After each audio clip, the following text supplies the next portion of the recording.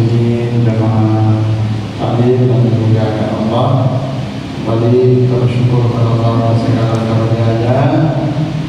Salawat dan salam untuk Nabi kita Muhammad sallallahu alaihi wasallam.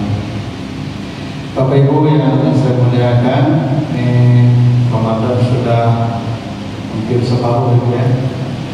Lebih seminggu ya.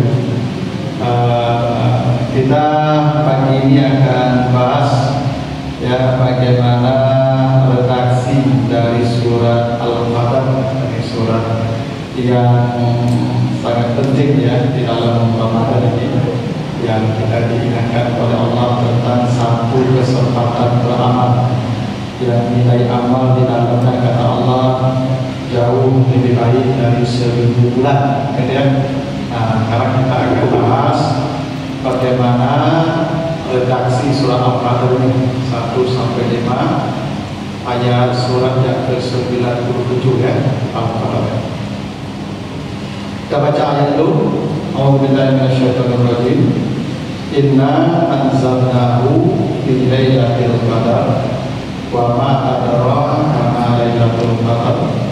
Lailatul qadri khairum min alfi syahr. Tanazzalul malaikatu war-ruhu fiha bi'izni rabbihim min kulli amal. Salamun hiya hatta matla'il fajar. Sesungguhnya kami telah menurunkan Al-Quran di malam Qadar. Tahukah kamu apa itu malam Qadar? Malam Qadar adalah lebih baik dari 1000 bulan. Turun para malaikat dan Jibril pada malam itu atas perintah Tuhan mereka untuk mengurus segala urusan. Keselamatanlah bagi mereka yang beribadah di malam itu sampai terbit fajar. Berikutnya surah Al-Qadar. Jadi surah Al-Qadar ini surat yang berisi tentang malam yang mulia, malam yang istimewa, yang kata Allah nilai ibadah di malam itu lebih dari 1000 bulan.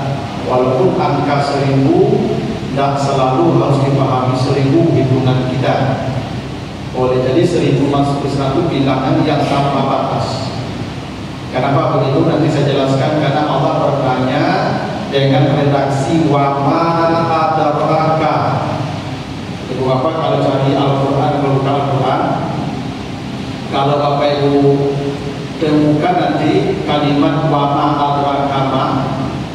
Kalau pertanyaan Allah dengan kalimat ini wa ma adraka ma, itu sesuatu yang tidak bisa dijelaskan. Cari deh. Wa ma adraka mal qari'ah. Kiamat. Siapa yang tahu? Wa ma adraka mal hutamah. Tahukah kamu apa itu neraka? Siapa yang tahu? Ada. Wa ma adraka ma yaumuddin. Tahukah kamu apa itu hari pembalasan? Ada yang tahu? Carilah. Semua pertanyaan wa ma adraka ini sesuatu yang tidak terjangkau oleh akal manusia. Tidak terjangkau. Nah, malam Qadar salah satunya wa ma adraka ma lailatul qadar. Karena itu angka 1000 tidak selalu dipahami 1000. Ini bilangan yang tak terjangkau sebenarnya. Cuma Allah tentu tidak bisa menjelaskan sesuatu yang tidak bisa dibayangkan manusia. Maka diambillah angka 1000 yang merupakan angka tertinggi yang dikenal orang Arab di masa itu. Yang intinya malam Qadar itu, pahala di malam itu unlimited, hanya Allah yang tahu. Kira-kira begitu ya. Nah, ini malam istimewa dan kata Allah dia akan turun di bulan Ramadan ya. Nah, begini ada hal yang menarik sebelum kita bahas redaksi ayat ini. Surat Al-Qadar itu surat 97 ya. Sebelumnya ini Bapak Ibu ya, dalam belajar Al-Quran itu kita ada namanya munasabah. Munasabah itu artinya keterhubungan, korelasi antara ayat dan ayat, surat dan surat. Namanya munasabah ya. Karena kenapa ayat ini di sini, kenapa di sini, kenapa surat di sini, kenapa ini di sini? Karena dia punya korelasi. Ya. Nah, surat Al-Qadar itu berada di antara surat Al-Alaq dan Al-Bayyinah. Coba memperhatikannya. Jadi surat Al-Qadar itu berada di antara Al-Alaq dan Al-Bayyinah, gitu ya. Surat Al-Alaq surat 96, ya tak? Surat Al-Bayyinah surat 98, ya tak? Surat 97-nya Al-Qadar. Nah, coba Bapak Ibu baca ayat terakhir dari surat Al-Alaq sebelum Al-Qadar. Apa bunyinya? Kalla la tuti'hu wasjud. Di sini ada perintah wasjud. Wasjud, bersujudlah, baru inna anzalnahu fi lailatul qadar. Gitu ya. Baru dibicarakan malam qadar. Apa maknanya? Malam qadar itu hanya diperoleh bagi yang bersujud di malam itu. Yang bersujud adalah kira-kira begitu. Sujud itu salat. Kalau Bapak Ibu tidak salat malam di malam itu, tidak akan dapat malam qadar. Itu kenapa malam qadar dimulai dengan perintah sujud dulu. Wasjud, baru inna anzalnahu fi lailatul qadar. Kami akan turunkan malam qadar bagi yang bersujud di malam itu. Itu bahasa sederhana. Jadi kalau Bapak Ibu salat tarawih tiap malam, pasti dapat malam qadar. Pasti. Tapi yang tinggal tarawihnya turun di awal itu, kenapa? Ya, maka tarawih yang tinggalkan. Walaupun itu witir 1 rakaat cukup. Ya, amal mendapatkan malam qadar itu minimal bersujud 1 rakaat. Ya, andai Bapak Ibu dan tarawih cukup sudah bisa witir saja 1 rakaat. Turun malam qadar Bapak Ibu dapat. Karena perintah Allah begitu. Wasjud waqtarib inna anzalnahu fi lailatul qadar. Ini ya. Nah, ini syaratnya ada Ibu. Ya, itu makanya salat malam itu syarat kita dapat Lailatul Qadar. Nah, sunat kali satu wajib tuh. Ya, ibadah sunat. Yang mendapatkan malam qadar itu dengan ibadah nafilah, bukan dengan ibadah wajib. Ya. Yang wajib otomatis dua, sunat minimal 1 rakaat. Nah, itu sebelum Al-Qadar ya. Setelah Al-Qadar ada Al-Bayyinah. Lam yakunil ladzina kafaru min ahlil kitab wal musyrikin munfakina hatta ta'tiyahumul bayyinah. Bayyinah apa? Bayyinah itu Al-Quran. Bayyinah itu Al-Quran. Syahrul Ramadan allazi unzila fihi al-Quran hudan linnas wa bayyinat. Ini ya. Jadi bayyinat itu Al-Quran. Itu makanya Rasulun minallahi yatlu suhufan mutahharah. Rasul yang membacakan kitab suci. Jadi akhir Al-Alaq sujud. Al-Qadar setelahnya. Setelah Al-Qadar Al-Quran setelahnya. Apa maknanya itu? Malam qadar itu diapit oleh 2 ibadah. Awali dengan sujud, tutup dengan tilawah Quran. Kalau begitu Bapak Ibu melakukan tiap malam qadar pasti dapat. Awal malam dengan sujud, akhir malam dengan tilawah Quran. Makanya Al-Qadar diapit oleh 2 perintah ini, sujud dan yatlu suhufan mutahharah. Nah, ini Ibu ya. Ini kunci dapat Malam Qadar ya. Makanya malam-malam sebelum pagi, sebelum azan, baca Quran walaupun satu ayat. Oh, tidak perlu lama-lama, 2 salat saja. Habis isya salat witir 1 rakaat. Sebelum subuh baca Quran 1 ayat. Tidak dapat tolong kata, tapi minimalis dapatnya. Kalau ingin maksimal itu maksimal pula ibadah. Kalau dapat cuma segitu ya minimalis namanya, tapi dapat juga. Ya. Jadi kalau yang tidak begitu, ada bapak ibu bangun pun di malam itu tapi main HP. Jadi malam Qadar itu hanya bagi yang sujud di awal, Quran di akhir. Nah, di antara itu malam Qadar turun. Itu namanya munasabah, korelasi. Ada keterhubungan ayat dan ayat, ada keterhubungan redaksi, ada keterhubungan tema, ada keterhubungan makna dan pesan. Ya. Ada yang menarik lagi, Bapak Ibu ya, ini sebelum kita baca redaksi ayatnya. Ada hadis Nabi begini, carilah malam Qadar di 10 malam terakhir ya. Atau di sahih. Dari 10 malam terakhir itu cari di malam ganjilnya. Ya, malam 21, 23, 25, 27, 29. Dan dari yang ganjil ini yang paling dimungkinkan datang di malam 27 katanya. Jadi malam Qadar itu dalam hadis Nabi disebutkan 10 terakhir. Dari 10 terakhir itu ganjil. Ya, 21, 23, 25, 27, 29. Dari yang ganjil ini malam 27. Itu harus lebih. Oke, sekarang kita cek isyaratnya. Al-Quran ini Masya Allah ya. Yang dikatakan Nabi itu betul semua wajib. Begini, tadi 10 malam terakhir cari di malam ganjil, gitu ya. Berapa malam ganjilnya? 5 ya. 5 malam, 21, 25, 23, 25, 27, 29. Gitu ya. 5 malam ganjilnya ya. Surat Al-Qadar itu 5 ayat tuh. Itu apa? Inna anzalnahu fi lailatul qadar wa ma adraka ma lailatul qadar. Lailatul qadri khairun min alfi syahr. Tanazzalul malaikatu ruhu fiha bi idzni rabbihim min kulli amr. Salamun hiya hatta matla'il fajr. Sama 5 ya. Sama dengan malam ganjil ya.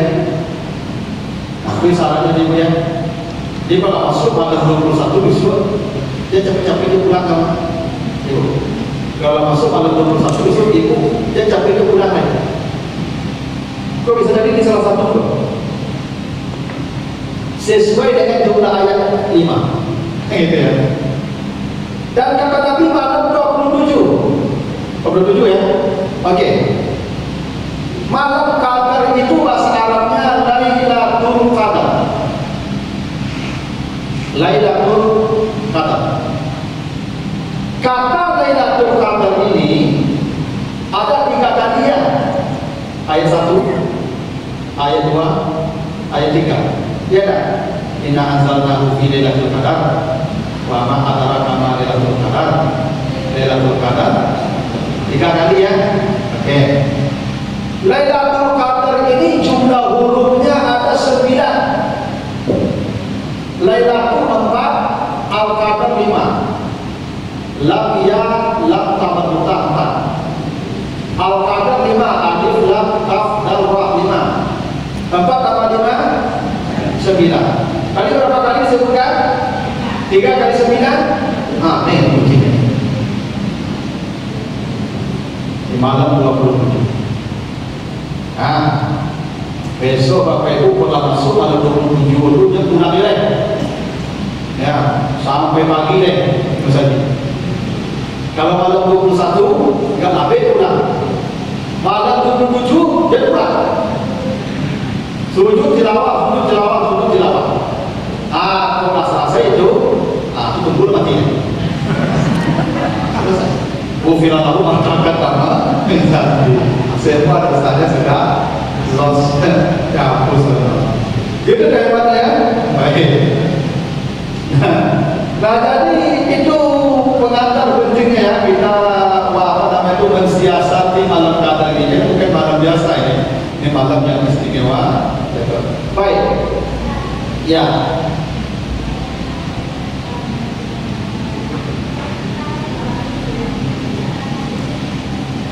Yang hitungan itu satunya kapan? Yang itu satunya kapan? Ya nggak apa-apa. Ya Allah, kalau gampang bagi Allah itu 2 kali turunnya gampang juga, tak apa. Amerika dengan sini beda maknanya kesamaan. Malam Qadar sini sudah kata enggak? Ya belum kan? Tapi itu malam belum ada di situ. Oh, bagi Allah kan susah itu. Pokoknya intai sepadan dulu. Itu menipu ya. Bila mulai kalau yang sedang, kapan bertujuannya? Kalau yang itu, kapan bertujuannya? Tapi ini Bapak Ibu, jadi ibu mengintai malam bertujuan secia. Yang paling apa beribadah latihan malam, tapi itu tuh, ini pasti turun, ya pasti turun. Nah, gitu ya. Nah, jadi itu. Jadi baik Bapak Ibu ya, kita akan lihat. Jadi inna anzalnahu fi lailatul qadar. Kami telah menurunkan Al-Quran di malam Qadar. Jadi ada kata anzalna ya. Anzalna. Jadi Al-Quran itu turunnya 2 itu. Ada anzala, ada nazzala. Inna nahnu nazzalna dzikra. Disuruh nazzala ya.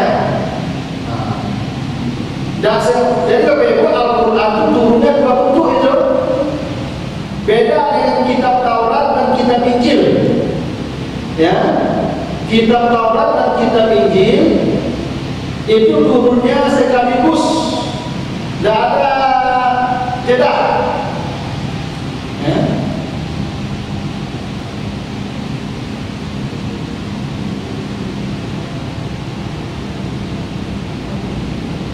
Soal Injil ya.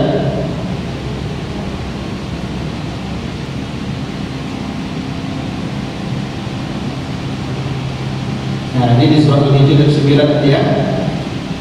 Jadi di surah Al-Hijr ayat 9 itu nazzalna. Ya. Inna nahnu nazzalna az-zikra. Ya.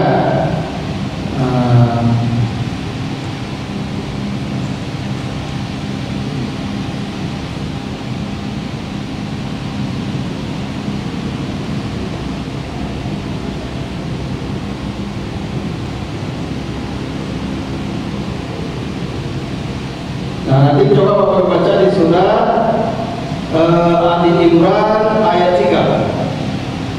Ya, Ali Imran ayat 3. Ali Imran ayat yang ketiga. Di situ Allah sebutkan kalau Al-Quran turunnya nazzalna. Tapi kalau Taurat dan Injil anzalna ya. Nah, Taurat wal Injil itu anzalna. Lihat ya. Kami turunkan Al-Quran nazzalna ya. Taurat dan Injil anzalna Taurat wal Injil gitu ya. Beda gitu ya. Nah, nah, coba baca bahasa Al-Quran itu sangat teliti.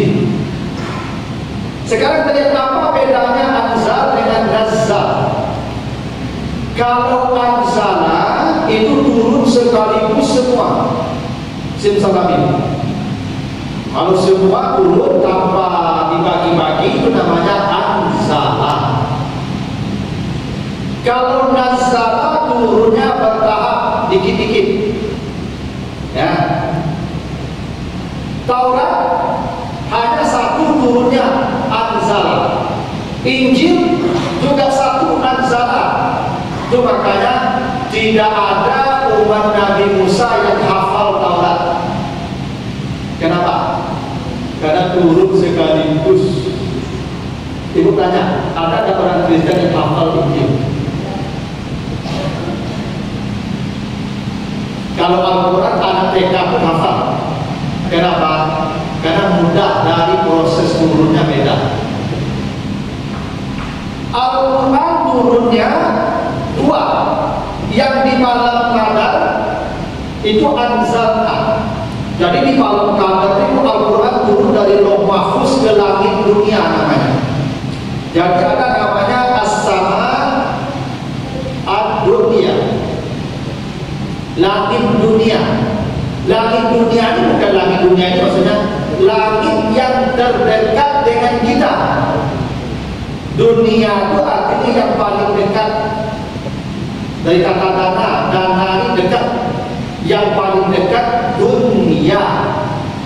Kenapa dunia disebut dunia? Karena dunia ini paling dekat, paling singkat, 60 tahun saja. Lawannya akhirat panjang dan lama. Dunia ini singkat itu. Coba lihat, rasanya baru kemarin itu masih anak-anak. Ini udah jadi nenek-nenek kan? Sebentar baru kemarin rasanya. Ya, saya masih ingat itu waktu kecil dengan siapa main-main di mana main-main. Kan udah hampir punya menantu. Cepat sekali. Karena itu dunia. Baru kemarin kita SMA baru. Kalau sudah wah. Itu namanya dunia. Dunia ini yang paling singkat, paling dekat. Jadi ada jarak yang paling dekat dengan kita, namanya langit dunia. Langit yang terdekat artinya. Karena ada langit yang paling jauh. Langit 7 lapis ya. Makanya sama asalawat 7 lapis. Ya. Lapis 1 ke lapis 2 itu 50 tahun, 50.000 tahun perjalanan itu. Langit itu jauh langit. Ya. Nanti itu kalau mati itu lewat pintu langit itu. Ada pintu-pintu langit dibukakan para malaikat itu kalau meninggal dunia nanti itu. Nanti baca di surat Al-A'raf ayat yang ke-50, Al-A'raf ayat yang ke-40. Ya, Al-A'raf 40 itu orang kalau mati nanti dia lewat pintu langit. Saya nanti ibu tahu sendiri pintu langit itu kayak apa. Kalau mati ibu hari ini, dikecil Ustaz Hani itu ya. Karena ada pintu-pintu langit yang kita lewati itu. Ya, dibaca di Al-A'raf 40. Karena orang kafir itu kalau mati pintu langit dari buka oleh malaikat. Tapi kalau orang baik mati disambut para malaikat di setiap pintu langit. Ya. Nah, jadi di malam Qadar turun Al-Quran semuanya ke langit yang terdekat dengan kita, disimpan di sana. Nah, dari langit dunia itulah terjadi proses nazzala, turun bertahap dikit-dikit selama 23 tahun sesuai kebutuhan umat. Ya, jadi Al-Quran itu 20 model. Ada model anzala, ada model nazzala. Yang anzala di malam Qadar semua. Dari Lauh Mahfuz ke langit dunia. Lauh Mahfuz itu Lauh Al-Mahfuz. Lauh Mahfuz ini ibu, Lauh ini arti harfiahnya papan. Zaman dulu pada ibu belajar pakai papan hitam, jokaku. Nah, itu namanya Lauh, jamaknya Allah. Dulu ada orang ini, ada orang yang ini pakai poin saja. Dulu kan pakai ibu, jadi guru yang masih suruh banyak yang guru yang dulu. Kita banyak guru siswa yang mau ya. Kalau kampung tuh itu yang diakui sekali itu. Ya, gaji nenek, kan teratur jadi guru yang dulu luar biasa. Balik berbagai tapi bulan. Itu kalau guru-guru itu masuk surga langsung orang pertama yang diamankan Allah berat jadi guru itu. Nah, itu catatan makhluk namanya Lauh Mahfuz. Itu adanya di aras. Kita yang berkumpul ini 1, 2, 3, 4, 5 ini semua kita ini sudah ada nama kita di Lauh Mahfuz bahwa hari ini kita yang datang berkumpul ini orangnya. tidak akan meleset. Yang nak tercatat namanya buku itu. Kalau di musim pulang, telepon dia kalau apa, pulang baik pulang itu jadi musim. Ada tak bernamanya, ada belum aku. Tidak ada belum aku. Karena di situ tercatat wama tasqutu min waraqatin illa ya'lamuha, hingga daun yang akan jatuh, kapan daun itu jatuh sudah dicatat di lauh mahfuz. Jadi daun itu berapa banyak daun di bumi ini? Kapan daun ini jatuh sudah ada catatannya. Itu maka tak boleh kita berkata kalau tak boleh. Syirik hukumnya. Anak itu kecelakaan, kalau tak baik tadi pada boleh, itu tak boleh. Boleh. Karena semua sudah dicatat di lauh mahfuz. Tak boleh. Ibu tak masuk ibu suami ibu yang kini tak dicatat di lauh mahfuz bahwa ibu suami ibu. Aku ibu pada tak bayang tapi mereka. Tak bayang tapi mereka. Aku tak bayang dan tolong aku mereka. Tak kini baru bersama ibu ibu bangsa. Pada tak bayang manusia dunia itu banyak ikut. Tidak. Oh, jangan kau sebut sama kuliah. Banyak sama kuliah yang kau punya. Tidak. Maka ibu dia menyasar baik. Ibu aja dulu anak itu. Karena namanya sudah di lauh mahfuz, percaya itu tidak akan berubah itu. Bahkan yang akan ibu makan nanti sore sudah ada catatan di lauh mahfuz. Ya, nanti coba Bapak baca di surat surat Al-Imran ya. Sudah. Nah, nanti baca di Al-Imran ayat 49 ya. Al-Imran 49. Bagian dibaca di bagian akhirnya. Hanya Nabi Isa yang tahu, kata Allah, yang diberitahu oleh Allah apa yang akan dimakan oleh seseorang di hari itu. Jadi satu-satunya manusia yang tahu Bapak Ibu apa yang akan dimakan manusia itu Nabi Isa. Jadi ode-ode Ibu seperti dia. Itu nama-nama ode-ode. Bapak Ibu tidak akan mengambil ode-ode kecuali yang namanya ada di situ. Saya yakin lagi itu. Itu makanya lah, kami orang sakti anak mendapat pusat kan. Betul itu. Lalu muncul harimau kalau sakit wayu di wayu lebih itu. Pada kayak gitu, katakan ode-ode. Lama ngamuk, ibu cucu, tidak ode-ode.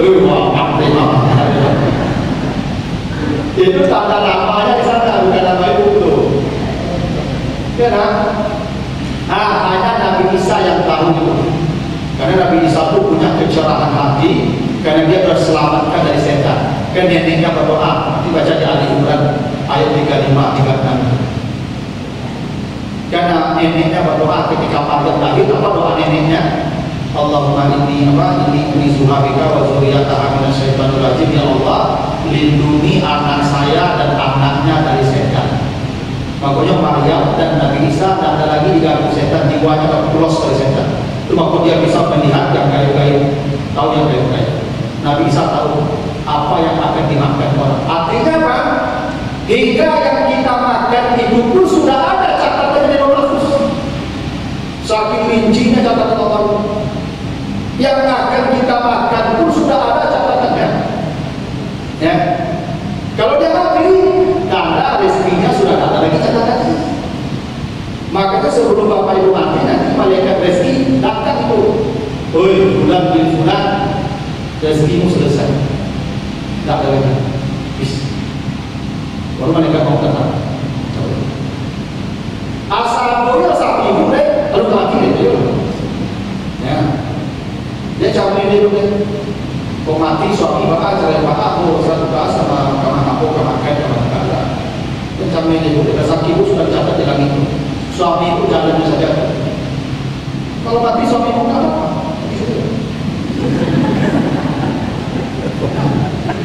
Rezeki ibu tak akan berhenti macam apa? Catatannya sudah ada kan untuk ibu. Pasti ada datang lagi. Nanti kalau meninggal suami ibu datang lagi sebab yang baru. Ada lagi sebab yang baru. Bisa tidak suami mungkin yang lebih kaya, yang sebelum mati apa kau merasa ibu ini lah mati apa kau ada suami baru sesama-sama nanti ibu ini tak jangan mati dulu. Jangan usah khawatir, ibu tak usah khawatir, sudah ada di luar mahfuz kata-katanya. Kata dia ibu jangan minum anak aku ketik-ketik sudah matilah suami ibu Allah kan anak aku ke sekolah ya syukur aku tak siap aku juga dekat kamar kasih ayo luar mahfuz sudah ada tapi dia tidak ada pak capek sudah ada di luar mahfuz. Nah Al-Quran itu ada di luar mahfuz, itu yang suci, itu yang layak masuk dan mutahharun, yang hanya orang-orang suci yang diberi kesempatan menyentuhnya. Nah karena itu yang di bumi ini dikasih suara, dikasih huruf seperti kebutuhan manusia. Sebab kalau yang di luar mahfuz seluruhnya ada paham manusia, tidak ada bunyi, tidak ada suara, tidak ada simbol, tidak ada lafaz. Nah itu turunnya di malam qadar, dipilih malam qadar turun semua. Nah setelah di malam qadar maka turunlah nazzalnal kitab tuh di Al-Hijr tadi dan di surat Ali Imran ayat 3 tadi. Nah sementara Taurat dan Injil tidak ada proses begitu. Itu kenapa Al-Quran ini kitab yang sempurna ya. Hingga kenapa Al-Quran itu mudah kita kuasai, karena proses turunnya pun begitu ringan. Kalau Taurat dan Injil itu makanya begini, di surat Al-Jumu'ah kata Allah, perumpamaan orang-orang yang diberikan Allah Alkitab seperti keledai ya, diberikan Alkitab mereka tidak mengambil manfaat, mereka kata Allah seperti keledai yang memikul kitab. Coba nanti baca di Al-Jumu'ah ya, Al-Jumu'ah ayat 5. Jadi dulu di masa dulu itu sebelum Al-Quran turun, apakah Taurat apakah Injil, itu kitab itu keledai yang memikul. Keledai karena berat.